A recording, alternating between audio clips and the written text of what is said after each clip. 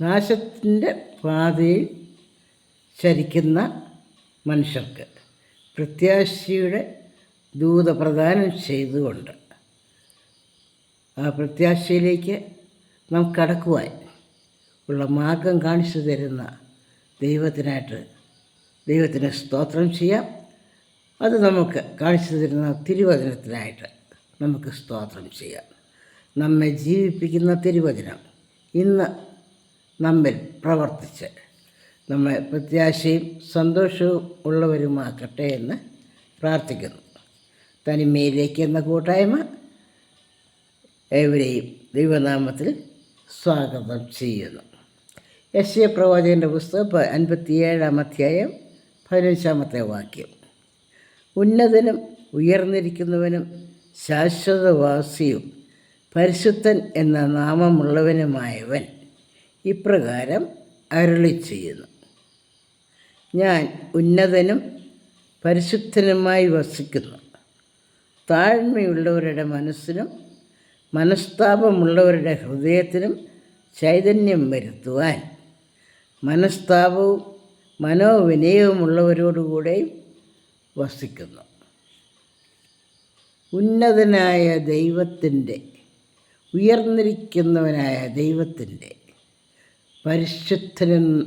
പരിശുദ്ധനായ ദൈവത്തിൻ്റെ സഖിത്വം ആർക്കാണ് ലഭ്യമാവുക?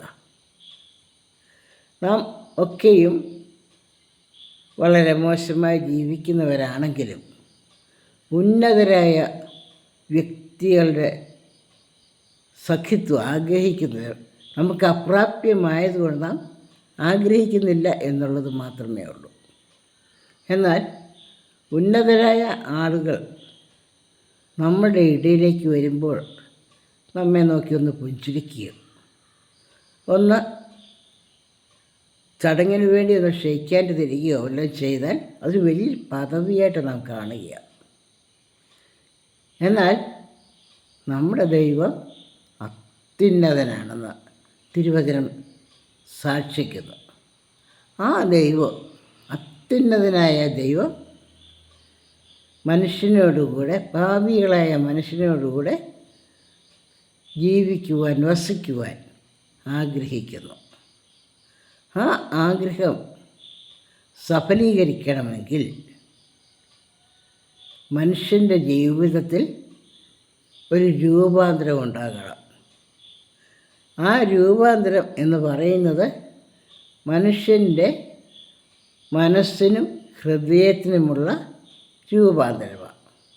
കഠിന ഹൃദയരായി ഞാൻ പിടിച്ച കൊമ്പിൽ മാത്രം മുറുകെ പിടിക്കുന്നവരായിട്ട് ജീവിക്കാതെ ഹൃദയത്തിന് ഒരു മാറ്റം വരുത്തുവാൻ ഉള്ള സന്നദ്ധത ആണ് നമുക്ക് ദൈവം നമ്മോടുകൂടെ വസിക്കുന്നതിന് ആവശ്യമായിരിക്കുന്നത്.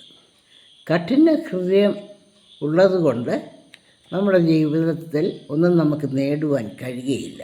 നാം എപ്പോഴും അപകടത്തിൻ്റെയും നാശത്തിൻ്റെയും വഴിയിലാണ് നമ്മുടെ ജീവിതം.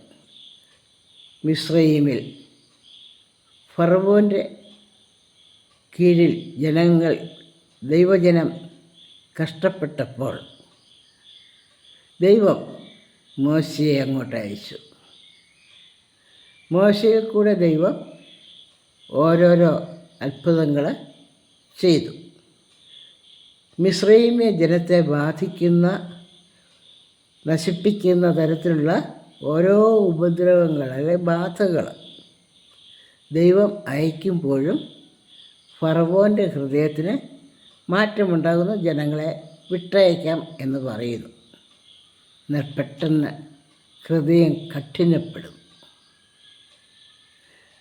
അപകടവേളകളിൽ നമുക്ക് മനസ്സിന് ജീവിതത്തിൽ മാറ്റം വരുത്തുവാൻ മനുഷ്യൻ തയ്യാറാകുമെങ്കിലും പെട്ടെന്ന് അതിനെ മറന്നു പോകുന്ന അനുഭവം നമ്മുടെയൊക്കെ സാധാരണ ജീവിതത്തിൽ ഉണ്ടാകുന്ന ഒരു പരീക്ഷയാണ്. ആപത്ത് വേളകളിൽ നാം ദൈവസന്നിധി കരഞ്ഞ് വിളിച്ച് പ്രാർത്ഥിക്കും. എന്നാൽ കാര്യം സാധിക്കുമ്പോൾ പിന്നെയും ഹൃദയം കഠിനപ്പെട്ട് പഴയ രീതിയിലേക്ക് നാം പോകും. ദൈവത്തിൻ്റെ സ്വഭാവം അവൻ ശാശ്വതവാസിയാണ്. തൽക്കാലത്തേക്കുള്ള ഒരു മാനസിക അവസ്ഥയല്ല ജീവിതത്തിൽ ഉണ്ടാകുന്ന രൂപാന്തരം. ദൈവം മനുഷ്യനോടുകൂടെ വസിക്കുവാൻ താല്പര്യപ്പെടുന്നു. പ്രപഞ്ചത്തിൻ്റെ ആദ്യം മുതൽ ദൈവത്തിൻ്റെ ഈ ആഗ്രഹം നമ്മൾ കാണുന്നുണ്ട്. ഏദൻ തോട്ടത്തിൽ ആദാമിനോടും ഹവ്വയോടും ഒത്ത് വസിക്കുവാൻ താല്പര്യപ്പെട്ട ഒരു ദൈവത്തെയാണ് വേദപുസ്തകം നമുക്ക് കാണിച്ചു തരുന്നത്.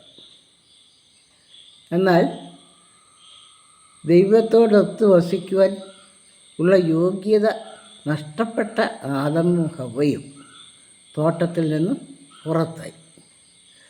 അങ്ങനെ പുറത്താക്കപ്പെട്ട ആദമിനും ഹവ്വയ്ക്കും വീണ്ടും ദൈവസാന്നിധ്യം അനുഭവിക്കുവാനായി ദൈവം പല ഉപാധികളിൽ കൂടി പ്രവർത്തിച്ചു. ദൈവം ഇവിടെ യേശയ്യാപ്രവാചകനിൽ കൂടെ ജനങ്ങളെ ബോധിപ്പിക്കുകയാണ്. ദൈവം ഇന്നും ജനങ്ങളോടുകൂടെ വസിക്കുവാൻ ആഗ്രഹിക്കുന്നു. ദൈവം നമ്മോടുകൂടെ വസിക്കുവാൻ ഇന്നും 2025 ആഗ്രഹിക്കുന്നു. നാം പെന്തക്കോസ്താലിനായി ഒരുങ്ങിക്കൊണ്ടിരിക്കുന്ന ഈ നാടുകളിൽ നമുക്ക് നമ്മെ തന്നെ ഒന്ന് ആത്മപരിശോധന ചെയ്യാം. ദൈവം നമ്മോടുകൂടെ ഇല്ലാത്തതിൻ്റെ പരിണിത ഫലം നാം വളരെയധികം അനുഭവിച്ചുകൊണ്ടിരിക്കുന്ന ഒരു കാലഘട്ടത്തിലാണ് നമ്മുടെ ജീവിതം. ദൈവത്തെ അറിയാത്ത ഒരു യുവതലമുറ അതിശീഘ്രം തെറ്റായ വഴികളിലേക്ക് അവർ കടന്നു പോകുന്നവരെ താൽക്കാലിക സുഖത്തിനു വേണ്ടി ഏത് ദുഷ്കൃത്യവും ചെയ്യുവാൻ തൽപരരായ ഒരു ജനതയാണ്. ജീവിതത്തിനൊരു ലക്ഷ്യമില്ല. ഈ ജീവിതത്തിനപ്പുറത്തായിട്ട് ഒരു നിത്യജീവനുണ്ടെന്നുള്ളത് കേട്ടിട്ട് പോലും ഇല്ലാത്ത തരത്തിലാണ് ഇന്നത്തെ ജനം ജീവിക്കുന്നത്. അവരുടെ ഇടയിൽ മനുഷ്യന് ദൈവം ഒരു നിത്യജീവൻ ഒരുക്കിയിട്ടുണ്ടെന്നും ആ നിത്യജീവൻ പ്രവേശിക്കുവാൻ നാം ചെയ്തു പോരേണ്ട ഇന്നിന്ന കൃത്യങ്ങൾ നമുക്ക് ചെയ്യുവാനുണ്ടെന്നും ദൈവിക ന്യായപ്രമാണങ്ങൾ അനുസരിക്കുന്ന ഒരു വ്യക്തിക്ക് അനുഗ്രഹത്തിൻ്റെ അനുഭവം ഉണ്ടാകുമെന്നും ഉള്ള സത്യം ഇന്ന് നമ്മുടെ യുവതലമുറയെ പഠിപ്പിക്കുവാൻ ആരുമില്ല എന്നല്ല, ചുരുക്കം ചിലരുണ്ട്. കാരണം എല്ലാവരുടെയും വ്യഗ്രത സാമ്പത്തിക നേട്ടം. എങ്ങനെ സാമ്പത്തിക നേട്ടം ഉണ്ടാക്കാം, അതുകൊണ്ട് ജീവിതം സംതൃപ്തമാകുന്നുവെന്ന് തെറ്റിദ്ധാരണയാണുള്ളത്. ദൈവത്തിൻ്റെ കൽപ്പനകളെ മറുത്ത് തങ്ങളുടേതായൊരു ലോകത്തിൽ സഞ്ചരിക്കുന്ന, സന്തോഷം കണ്ടെത്തുവാൻ ശ്രമിക്കുന്ന ഒരു തലമുറ അവരുടെ അനന്തര തലമുറയിൽ പിന്നെയും അതിൽ കൂടുതലായുള്ള വഴിതെറ്റിലേക്ക് അവർ വ്യതിചലിച്ചു പോകുന്നു. അങ്ങനെയൊരു തലമുറയുടെ മധ്യത്തിലാണ് ഇന്ന് പെന്തക്കോസ്താലിനായിട്ട് ഒരുങ്ങിക്കൊണ്ടിരിക്കുന്നത് നമുക്ക് ജീവിതത്തിൽ സാക്ഷ്യം പറയുവാനുള്ളത്. നമുക്ക് പറയുവാനുള്ള സാക്ഷ്യം എന്താണ്? നമ്മുടെ ജീവിതത്തിൽ കടന്നു വരുവാൻ ആഗ്രഹിക്കുന്ന ഒരു ദൈവം ഇന്നും ജീവിക്കുന്നു. അവൻ ഉന്നതനാണ്, അവൻ ഉയർന്നിരിക്കുന്നവനാണ്, അവൻ പരിശുദ്ധനാണ്, അവൻ ശാശ്വതവാസിയാണ്. താൽക്കാലിക സ്ഥാനമാനങ്ങൾ ഉള്ള ആളുകൾ നമ്മുടെ ഭവനത്തിൽ വരുന്നത് ഒരു വലിയ പദവിയായിട്ട് നാം കാണുന്നുണ്ട്. അവർക്ക് അല്പകാലത്തേക്ക് മാത്രമാണ് സ്ഥാനമാനങ്ങൾ ഉള്ളത്. എന്നാൽ നമ്മുടെ ജീവിതത്തിൽ തലമുറയായിട്ട് അനുഗ്രഹിക്കുവാൻ സന്നദ്ധതയുള്ളൊരു ദൈവം നമ്മുടെ ഭവനത്തിലേക്ക് കടന്നു വരുവാൻ ആഗ്രഹിക്കുന്നുവെന്ന് നമുക്ക് ഉറപ്പിക്കാം. അവൻ നമ്മുടെ ഭവനത്തിലേക്ക് വന്നാൽ നമ്മുടെ ഭവനത്തിൽ ഇല്ലാത്ത അനുഗ്രഹങ്ങളൊന്നുമില്ല. ഐശ്വര്യവും സമ്പത്തും നമ്മുടെ ഭവനത്തിലുണ്ടാകുമെന്ന് 112 സങ്കീർത്തനത്തിൽ നാം വായിക്കുന്നു. സാമ്പത്തിക നേട്ടത്തിൻ്റെ ഒരു വശം മാത്രം, അത് മാത്രമല്ല നമുക്ക് നേടുവാനുള്ളത്. ഐശ്വര്യവും സമ്പത്തും. ഐശ്വര്യമില്ലാത്ത സമ്പത്ത് വാരിക്കൂട്ടുന്നത് കൊണ്ട് നമ്മുടെ ജീവിതം വളരെ അർത്ഥശൂന്യമായി തീരും. ഐശ്വര്യത്തോടു കൂടിയുള്ള സമ്പത്ത് അതെങ്ങനെയാണ് വർദ്ധിപ്പിക്കുന്നത്? അവിടെയാണ് നാം ദൈവത്തിൽ ആശ്രയിക്കേണ്ടത്. ദൈവം നമ്മോട് കൂടെ വസിക്കുവാൻ താല്പര്യപ്പെടുന്നു. ഹൃദയത്തിന് മനസ്സിനും ചൈതന്യം നഷ്ടപ്പെട്ടു പോകുന്ന ഒരു തലമുറയിലാണ് നാം ജീവിക്കുന്നത്. എന്തെല്ലാം ഉണ്ടെങ്കിലും എനിക്ക് വേണ്ടുന്നതൊക്കെയും ഉണ്ടെന്ന് പറയുവാൻ ഇന്ന് എത്ര പേര് തയ്യാറാണ്? സമ്പത്ത് കുന്നുകൂടി ഉണ്ടായിരിക്കാം, പക്ഷേ അവൻ്റെ വായിൽ നിന്ന് വരുന്നത് അതൃപ്തിയുടെ വാക്കുകളാണ്. ഒന്നുമില്ല. എന്തുവാ ഉള്ളത്? ഒന്നുമില്ല. അവൻ പ്രതീക്ഷിക്കുന്നത് അനുസരിച്ച് ലോകത്തിന് മുൻപിൽ കാണിക്കുവാൻ ഒന്നുമില്ല. അതിൻ്റെ ഫലമായി അവരുടെ ജീവിതം മറ്റൊരാൾക്ക് അനുഗ്രഹമാകുന്നില്ല എന്നുള്ളതാണ് സത്യം. നമ്മുടെ ജീവിതം മറ്റൊരാൾക്ക് അനുഗ്രഹമാകണമെങ്കിൽ നാം ദൈവിക വഴിയിലേക്ക് കടന്നു വരണം. ഇവിടെ നമ്മൾ നോക്കാം, ഈ വാക്യത്തിൽ ദൈവം തന്നെക്കുറിച്ച് പറയുന്നത്, ഞാൻ ഉന്നതനും പരിശുദ്ധനുമായി വസിക്കുന്നു. ദൈവം ഉന്നതനാണ്, പരിശുദ്ധനാണ്. അവൻ ദൈവത്തിലെ തെറ്റോ കുറവുകളോ പറയുവാൻ ആർക്കും സാധിക്കുന്നില്ല. അവൻ്റെ ഔന്നത്യത്തെ നാം അംഗീകരിക്കുകയും ചെയ്യുന്നു. ആ ഉന്നതനും പരിശുദ്ധനുമായ ദൈവം താണവനും പാപം നിറഞ്ഞവനുമായ മനുഷ്യനോടുകൂടെ വസിക്കുന്നു. എന്തിനു വേണ്ടി? തന്നോടൊപ്പം അവരെ ഉയർത്തുവാനായി. എങ്ങനെയാണ് തന്നോടൊപ്പം വരുത്തുവാൻ മനുഷ്യനെ ഉയർത്തുന്നത്? അവരുടെ മനസ്സിനും ഹൃദയത്തിനും ചൈതന്യം വരുത്തുന്നത് വഴി. ചൈതന്യമില്ലാത്ത, സംതൃപ്തിയില്ലാത്ത ഒരു ജീവിതം നയിക്കുന്ന മനുഷ്യന് അവൻ്റെ ജീവിതം അനുഗ്രഹപൂർണ്ണമാകുന്നില്ല. ഒരിക്കലും ചൈതന്യമില്ല. എന്തെല്ലാം കിട്ടിയാലും തൃപ്തിയില്ല, പോരാ. മറ്റുള്ളവർക്ക് തന്നിൽ കൂടെ ഒരു അനുഗ്രഹവും കൊടുക്കുവാനില്ല. താനെന്തോ സാമ്പത്തിക നേട്ടം നേടി ഉന്നതനായി ജീവിക്കുന്നുവെന്ന് ഒരു ദുരഭിമാനത്തിൽ കൂടെ കഴിയുന്നുവെന്ന് മാത്രം. പക്ഷേ എപ്പോഴും അപകടത്തിൻ്റെ ഭീഷണിയിലാണ്. ഈ ഭൂമിയിലെ സമ്പത്ത് പുഴുവും തുരുമ്പും കെടുക്കുന്നതും കള്ളന്മാർ തുരന്ന് മോഷ്ടിക്കുന്നതുമാണ്. അത് കർത്താവ് നമുക്ക് പറഞ്ഞു തരുന്നുണ്ട്. അതല്ല നമുക്ക് നേടുവാനുള്ള സമ്പത്ത്. നമ്മുടെ ജീവിതം, നാം ആയിരിക്കുന്ന സമൂഹത്തിൽ എത്രമാത്രം അനുഗ്രഹമാകുന്നു. ഗോതമ്പ് മണി നിലത്ത് വീണ് ചാകുന്നില്ല എങ്കിൽ അത് തനിയെ ഇരിക്കും. കർത്താവ് നമ്മെ പഠിപ്പിച്ചത്. ഗോതമ്പ് മണി നിലത്ത് വീണ് ചത്തുവെങ്കിൽ വളരെ വിളവുണ്ടാകും.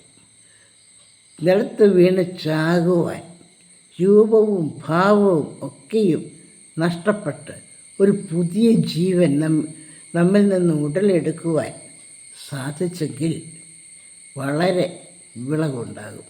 അല്ല എങ്കിൽ അല്പകാലം നാം ലോകത്തിൽ ജീവിച്ചു, ഈ ലോകത്തിൽ നിന്നും എടുക്കപ്പെട്ടു, അത്രമാത്രം. നമ്മുടെ ജീവിതത്തെക്കുറിച്ച് ദൈവം ആഗ്രഹിക്കുന്നത് നാം ഈ ലോകത്തിന് അനുഗ്രഹമാകുവാൻ, ഈ ഭൂമിയുടെ ഉപ്പായി, ലോകത്തിൻ്റെ വെളിച്ചമായി. ഈ ലോകത്തിൽ നാം ജീവിക്കുന്ന നാളൊക്കെയും ശോഭിക്കുവാനാണ് ദൈവം ആഗ്രഹിക്കുന്നത്. അതിനായി നമ്മെ ചൈതന്യമുള്ളവരാക്കുവാൻ ദൈവം നമ്മോടുകൂടെ വസിക്കുവാൻ ആഗ്രഹിക്കുന്നു. ദൈവം വസിക്കുവാൻ ആഗ്രഹിക്കുന്ന ആ ദൈവം നമ്മോടുകൂടെ വസിക്കണമെങ്കിൽ നമ്മുടെ ജീവിതത്തിനും ഒരു രൂപാന്തരം ഉണ്ടാകണം. നാം കഠിന ഹൃദയരായി തുടരാതെ നമ്മുടെ ജീവിതത്തിൽ ദൈവത്തിൻ്റെ ആത്മാവ് വരുത്തുന്ന മാറ്റം അംഗീകരിക്കുവാൻ നാം തയ്യാറാകണം. ഒരുവൻ ക്രിസ്തുവിലായാൽ അവൻ പുതിയ സൃഷ്ടിയാകുന്നു എന്നാണല്ലോ. ക്രിസ്തു നമ്മിൽ വസിക്കുമ്പോൾ ഒരു പുതിയ സൃഷ്ടിയാണ്. കർത്താവ് നമ്മെ പഠിപ്പിച്ച സത്യങ്ങളും പ്രമാണങ്ങളും അത് അനുസരിച്ചും അംഗീകരിച്ചും ഈ ലോകത്തിൽ ജീവിക്കുവാൻ പ്രാകൃത മനുഷ്യന് സാധിക്കുന്നില്ല. അതുകൊണ്ടാണ് അതിനായി നമ്മെ ശക്തരാക്കുവാൻ കർത്താവ് തന്നെ മനുഷ്യകുലത്തിന് ഏൽപ്പിച്ചു. കാൽവറിയിൽ താൻ നിർവഹിച്ച ആ ദിവ്യബലി, ആ പരമയാഗം, അതിൽ കൂടെ നമ്മെ അതിന് ശക്തരാക്കുന്നു. നമ്മുടെ ആരാധനകളിൽ വിശുദ്ധ കുർബാനയിൽ നാം പങ്കെടുക്കുമ്പോൾ കാർമ്മികൻ നമുക്ക് അപ്പവും വീഞ്ഞും നൽകുമ്പോൾ പറയുന്ന വാക്യം, നിനക്കായി ചൊരിയപ്പെട്ട എൻ്റെ രക്തം, നിനക്കായി മുറിയപ്പെട്ട യേശുവിൻ്റെ ശരീരം. അതിനെ സ്വീകരിക്കുമ്പോൾ ക്രിസ്തുവിൻ്റെ ശരീരവും ക്രിസ്തുവിൻ്റെ രക്തവും നമ്മിൽ പ്രവർത്തന നിരതമാകുന്നു. പ്രാകൃത ശരീരം കൊണ്ട്, പ്രാകൃത മനസ്സുകൊണ്ട് നമ്മെ ഉപദ്രവിക്കുന്നവരെ സ്നേഹിക്കുവാനും അവർക്ക് വേണ്ടി പ്രാർത്ഥിക്കുവാനും നമുക്ക് കഴിയുന്നില്ല. എന്നാൽ ക്രിസ്തുവിനെ ധരിക്കുമ്പോൾ നമുക്ക് അത് സാധിക്കും.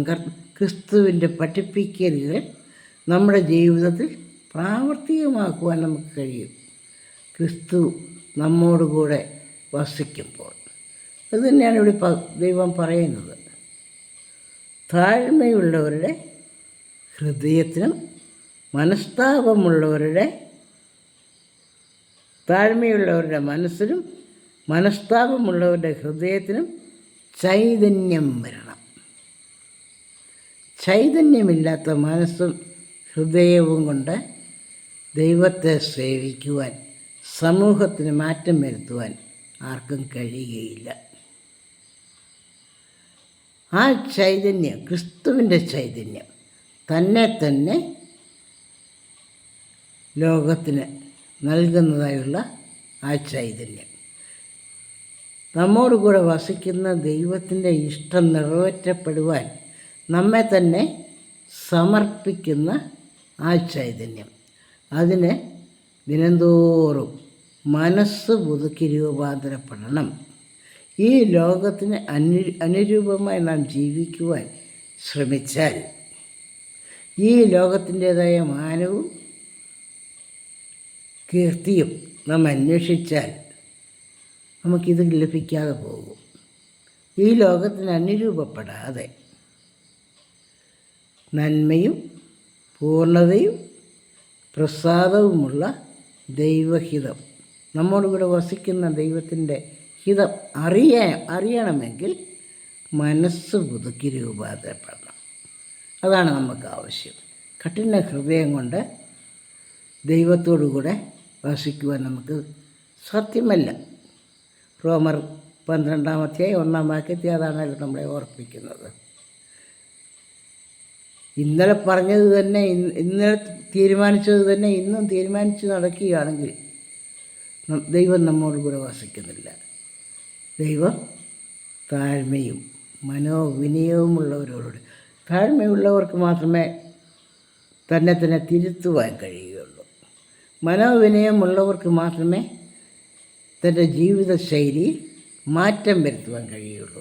അങ്ങനെ സന്നദ്ധതയുള്ളവരോടുകൂടെ ഉന്നതനും ഉയർന്നിരിക്കുന്നവനും ശാശ്വതവാസിയും പരിശുദ്ധനുമായി എന്നുള്ള നാമമുള്ളവൻ വസിക്കുവാൻ താല്പര്യപ്പെടുന്നു.